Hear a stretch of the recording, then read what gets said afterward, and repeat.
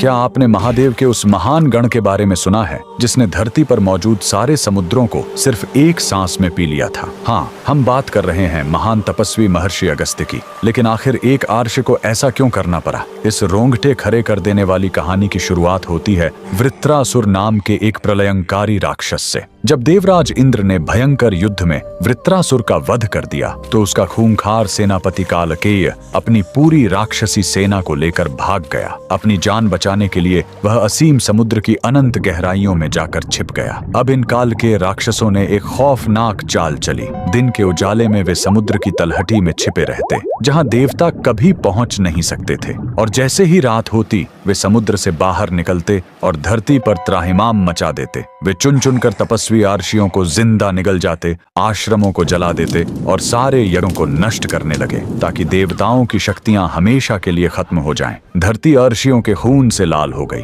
तब देवराज इंद्र और सभी देवता बेबस होकर भगवान विष्णु के पास पहुंचे। श्री हरि ने एक ही उपाय बताया। देवताओं, कालकेयों का वध तभी संभव है जब समुद्र सूख जाए, और इस पूरे ब्रह्मांड में केवल महादेव के अंश और उनके परम भक्त महर्षि अगस्त्य ही यह चमत्कार कर सकते हैं। देवताओं की पुकार सुनकर महर्षि अगस्त्य विशाल समुद्र के तट पर पहुंचे। महर्षि ने महादेव का ध्यान किया और अपनी हथेली आगे बढ़ाई, और फिर ब्रह्मांड का सबसे अकल्पनीय चमत्कार हुआ। हजारों योजन में फैला वह गरजता हुआ असीम महासागर महर्षि के प्रचंड तपोबल के आगे विवश हो गया। देखते ही देखते वो पूरा का पूरा समंदर एक छोटी सी बूंद में सिमटकर उनकी हथेली में आ गया, और पलक झपकते ही महर्षि उसे एक ही सांस में पी गए। देखते ही देखते लहरें मारता हुआ वह असीम महासागर एक सूखे और भयानक रेगिस्तान में बदल गया। पानी के बिना कालकेय राक्षस नंगे मैदान में तड़पने लगे। मौका मिलते ही देवराज इंद्र और अन्य देवताओं ने मिलकर उस पूरी राक्षसी सेना का संहार कर दिया। लेकिन इस घटना के बाद धरती पर भयंकर अकाल पड़ गया। सारे समुद्र सूख चुके थे